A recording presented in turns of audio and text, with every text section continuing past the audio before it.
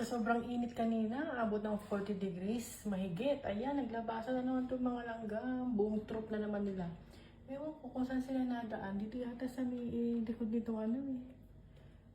Pangalan niya. May pader. Ayan no, ang dami. Buong tropa na yata nila. Ayun, meron pang ano siguro. Yan siguro yung kanilang grandmother, yung kanilang father. Lumilipad ako.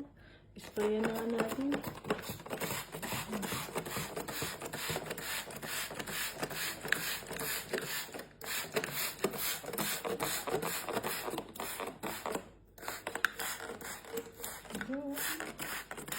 Sobrang init kanina. Napansin ko pag sobrang init, umaano sila, naglalabasan sila.